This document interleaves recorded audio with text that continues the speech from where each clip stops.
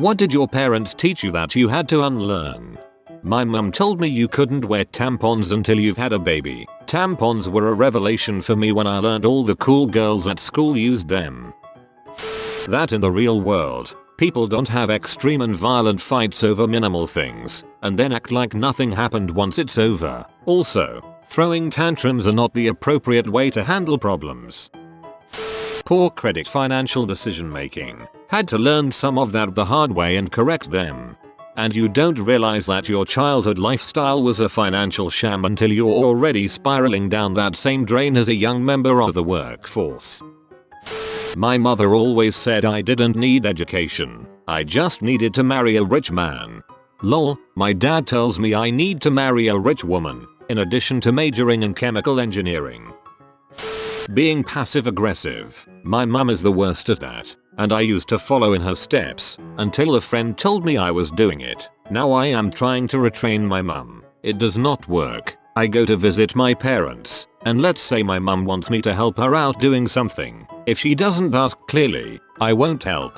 Because if I do she will be like Nuaru, don't worry I can do it. But if I don't she will be heavily citing. Walking all around the place like she is busy and has so much work to do. Looking at me meanly. I would be like, do you need help? She would just answer, no, I'm fine. Well, if you're fine, that's fine for me too. I hate when she does that. How hard is it just to ask? She wants my sisters, my dad and me just to guess what she wants. And we are so used to it that we just know. But I'm not acting on it anymore. I see my sisters being peed off at me but not saying anything. They're as much passive aggressive as my mum. Of course I'll have a mail later, or when we're talking on the phone a few days later, she will hint that she's angry at me. But it's over. I have decided that if they want anything, they can ask. If I need anything, that's what I do now. It's so much easier as well. I never feel angry at people for stupid things anymore. Of course people aren't mind readers.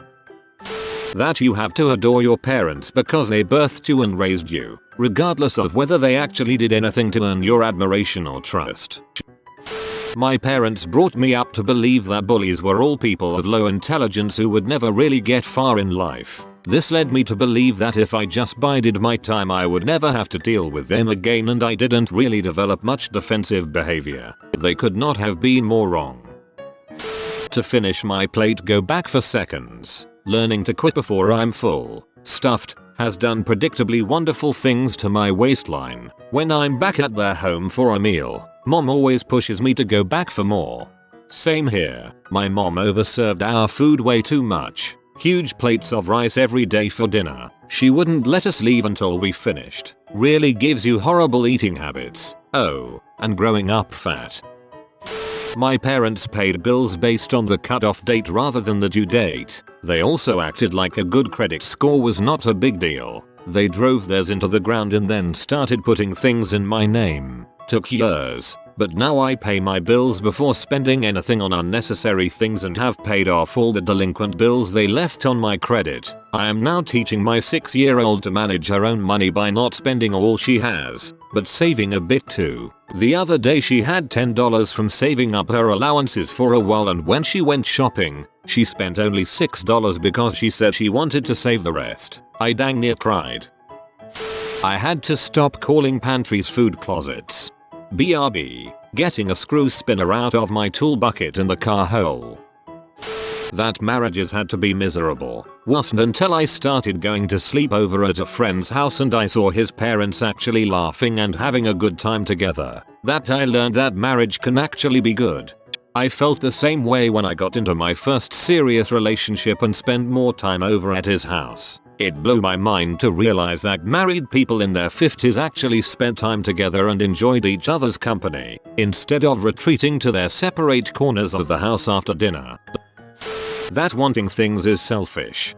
My grandmother raised me, and now that I'm older she started to keep telling me this. I'm selfish for buying things I can afford with money I made, just because it doesn't match her list of things she considers a priority. Wanting can be selfish, but it isn't always selfish. JFC.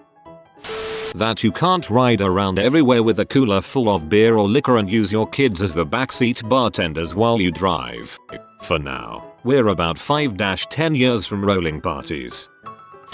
communicating my feelings and how to properly express them. My family has some horrible communication skills, and it's not something I realized until my husband pointed it out to me when we first started dating. We had a tendency to explode, then completely shut down and not speak to each other if we ever got into an argument. Sometimes we would say the meanest possible thing just to hurt the other person. Occasionally, the arguments would turn violent, but that was usually between my sister and I. My parents never turned violent. Admitting that we were wrong about something was also difficult for us. Also, mind reading. If something was upsetting us, we would never express it and just left it to the other person to guess what was wrong. My husband thought it was crazy how we communicated with each other, and again, I didn't realize it until he pointed it out. It took years and I honestly still struggle with it, but have a much easier time analyzing a situation and expressing my feelings in a calm manner.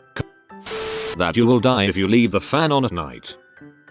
My mom is a very shy, non-social, passive person who has always had terrible self-esteem. She prides herself on not having needs and being the person who is okay with anything no matter what. Of course, none of this is actually true. She merely doesn't directly ask for her needs. You find out what her needs were over a long period of passive-aggressive behavior. When I was growing up, she wanted to instill in me the idea that I would always let others' needs go ahead of my own and that I shouldn't stand out ever, always fading into the background so I don't get in the important people's way. She'd often say, off the cuff, "You wouldn't want anyone noticing you. You wouldn't want to get in someone else's way. Murder Kitty doesn't need anything. Or you don't want to be a bother." She believed she was instilling wisdom by telling me that all clothes I wear, I'm a woman, should be neutral colors, too big, and nothing that would make anybody notice me. Nothing could be exposed above the elbows or knees, or below the clavicle, or I would get nasty comments from her. Looking back as an adult, I recognize that she was probably trying to protect me, but it really fricked me up well into my 20s. I didn't wear a single article of clothing that was flattering, fun, or fashionable until I was 23, besides the clothes thing. This resulted in having terrible self-esteem throughout my teen years and early 20s, especially about my body, dating, allowing myself to spend money on frivolous things once in a while, and most importantly, learning to take up space in the world. It's a good thing to directly state your needs, to say I don't want that, to stop caring what others think about you and how in the way you supposedly are, and to put yourself first most of the time. I now realize that the people who are passively putting others first are very mentally and sometimes physically unhealthy people who are, ironically, creating a bigger burden on people by not caring for themselves. That you always have to clean your plate at a meal, and just because someone asks you are you sure that's enough food, that doesn't mean you should get more food. I am still unlearning these things. Yes, parents always had the finish your food rule instead of eating what we actually needed or was hungry for. I think they thought it was teaching us to not be wasteful, but instead it instilled bad eating habits. Practice makes perfect. Practice makes permanent. Practicing doesn't help if you don't know how to do the nebulous it correctly. As my karate teacher used to say, wrong practice makes wrong perfect. Knuckle cracking does not in fact cause arthritis, or have any detrimental health effects at all. Despite extensive medical documentation confirming this, my mother still refuses to believe it and gives anyone that does it around her an earful. In a darker sense, that domestic violence is unacceptable. My Mexican grandmother and to an extent, my own parents, taught me that screaming fights, throwing things, hands to the face, and shove slaps and such were normal, but they were okay because we lived in a culture where women are allowed to fight back with their men. Just had to be sure to get him good. The older I've gotten and the more I've steered away from dating men of my former social class, the more I've learned about how unacceptable and incredibly fricked up that kind of mentality really is. That you need to cook poultry until it's dry as crap. I make the turkey every Thanksgiving these days. Not to speak out when people are being treated unfairly. Turns out that there are people who don't wonder what is wrong with me for doing my own thing as long as I'm not rude to them. It's perfectly fine to go watch a movie without my sister. I'm still waiting for that moment when owning Pokemon Black will ruin my future. Yeah, I can wear my short-sleeved House Stark of winter full t-shirts. I can even wear them in the winter as long as I have something else over them to keep warm. If you have a fever, it is perfectly fine to wait a few days until you feel better before cleaning your whole living space. Also, if you're coughing every few steps, not wanting to spend an hour walking to a shop for stuff you don't need and back does not mean you're lazy. No, chicken is not supposed to be burned outside and raw inside. Salt is not the only thing to put on food. Dad can cook. He doesn't burn the chicken. When I started taking cooking classes and we got creative in the kitchen, it turned out that he is good at it. No one is entitled to your time. If someone wants to hang out and you don't want to, you are allowed to have other plans. Those plans can include pizza and a movie. You can have a previous engagement with the couch. Dad taught me how to order at restaurants. I get my date's order and give the waiter both. If there's a question, like does my date want salad or soup, the waiter is supposed to ask me and I ask her and then she tells me and I tell the waiter. I was taught this was the way it's done, like not putting your elbows on the table. Surprisingly, I did okay for a long time. But obviously, this style of ordering came from a time where women were closer to property. My so has her own interactions with the wait staff. I no longer am the go-between. My mom still gets upset when I don't order for her at a restaurant. I've never done it for any of my partners. It's a foreign, rude concept to me. That I don't need to obsessively conserve everything. We weren't poor when I was growing up, but we had a pretty tight budget and not a lot of extra money for anything. My dad would pour water into the chocolate syrup to make it last longer. Same with soap. I always felt bad about finishing something, like a package of crackers or a jar of peanut butter. This has persisted into my life now. My parents collectively make a lot more money, plus I have my own part-time job. I still find myself not using enough shampoo in the shower because I don't want to use it up too quickly. Or, when I get my monthly Sephora Play box, those samples last forever because I feel bad finishing them, even though that's literally what they're for. I have a really hard time throwing anything away that I can think of any kind of use for, even if I know I'm not going to use it. It's a struggle. A happy medium. There isn't such a bad thing really. Most people are really wasteful. Being mindful is good, just not to the point you are stressing about it. That adults, or people older than I am, will always be smarter than me. Farthest thing from the truth. Heck, I'm not even as smart as I used to be. I used to know everything. If you're going to do something, be the best there is at that thing or it's not worth doing. Play in the band, be first chair, join a team, win the game, be the captain, score a goal. An A is practically a B, and a B is might as well be failing. It's led to a life of success, respect, stress, fear of failure, inadequacy and depression. There isn't much I can do purely because I enjoy it, and even those things leave me feeling guilty and shameful that I wasn't doing something more important. So I haven't quite unlearned it yet, but I'm working on it. My mother taught me how to be a lying, manipulative, narcissistic prick. I'm only just now realizing this, and it only manifests with romantic partners. I'm working on unlearning this now. That you should respect your elders. If you're dong, you're dong. Growing up, people in my family talked up my dad as a good driver, and I believed them. My grandfather, on my mother's side, was his biggest advocate, and my dad always vouched for his driving as well. So I internalized that and that became my idea of a good driver. A few years ago my grandfather and dad drove a family friend around, and that was when I learned that they're both overly aggressive, impatient, and risk-taking drivers. Now that it's been pointed out to me, I always notice all the tailgating, lack of signaling, and questionable lane changing. Like a good chunk of people, mild racism. Also, that you can undercook steak and it's freaking delicious. I like my racism like I like my steak, rare.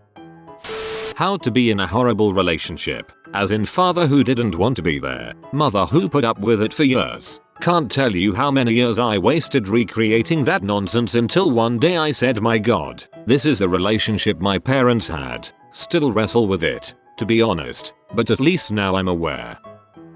My father wasn't a very good man, but he tried to be a good father. He taught us that nothing is more important than family and that you should give your life for your family if needed. He taught us that loyalty was more important than feeling loved or valued. There's good threads of intention in those lessons, but it really fricked up my family dynamic for a long time. He taught us that if your pain is bad, you shouldn't confront it, but you should drink and suppress it until it comes out in bursts of violence. This one was hard for me to unlearn, and I'm still working on it. It's even harder for my brother. That I'm a disappointment. It took well over a decade after moving out to unlearn that one. I'm on the verge of moving out and I'm fairly certain I'll be in the same boat you were. Your grades are the only thing that matters. For my whole life I was taught this, and for the most part, until the end of high school, I was able to get good grades effortlessly. I did quite well on standardized tests and got away with blowing off a lot of homework for school. My parents weren't happy with this because if you put in more effort you could get straight A's. My dad called my 33 ACT score pathetic, so it was pretty much ingrained in my brain that I wasn't good enough. A bunch of my cousins were great students that ended up going to prestigious colleges, Ivy League and such, so I was always compared to them and treated like a failure. Once I myself got to college I couldn't handle it and ended up failing out. After that happened I was dangerously close to being suicidal for a while. If I have terrible grades then I might as well be nothing, right? I ended up getting a job where I've been moving up pretty fast. Every time I talk to my parents they keep telling me that I won't amount to anything without a degree, but I make about as much right now as my friends who recently graduated. I know they aren't 100% wrong, but they definitely aren't 100% right. My parents always taught me to be polite, but nowadays people always tell me that I'm too polite to the point that it seems fake. My mom always told me to be nice and talkative to everyone. This totally backfired and I ended up being fricked over by a lot of friends I had as a kid. But luckily this helped me learn who my real friends were. I still treat everyone with respect, but my previous experiences have led me to become much more reserved and cautious about who I make friends with. It's also led me to become extremely introverted. That I am nothing more than an annoyance and inconvenience, and that I can trust no one, and that no one will ever love me. Not really, not selflessly. I still have serious self-esteem issues about it and a lot of other stuff that happened, but I have my own family now that actually does love me and care for me, without ulterior motives involved. I can trust people. Oh, and a whole host of obsessive behaviors about food and weight gain, and what a healthy portion size is. And I have a very, very hard time with quiet environments. It took a lot of soul searching on my part to realize that getting a degree from a prestigious university and getting a ridiculously high paying job is not the only path to happiness, and that I'm allowed to make happiness my number one priority. I was raised to believe that I would be a complete failure if I didn't go to university right after high school and make as much money as possible. Taking a gap year was not an option. Going to trade school was not an option. Money came before happiness because money would lead to happiness. I ended up dropping out. My family disowned me. I beat myself up, thinking I'd never amount to anything. I fought through the worst depression I'd ever experienced and worked many short-lived jobs over the course of 5 years, until, by pure coincidence, I stumbled upon my true calling in life. I took what was supposed to be a temporary job at my local animal shelter. Within the first week I knew it was what I was meant to do. I've worked there for 2 years now. I come home covered in puke, poop, and blood every day. I cry for those animals almost every day. I only make $8 an hour, but I would do my job for free, and I absolutely love every second of it. I might struggle financially at times, but I'm happy, and that's all that matters. Like this video and this good bee will play you a nice song. If you are new to the channel, you can subscribe. I publish new videos every day. Until then, check another video, or don't. Either way, have a great day you magnificent people.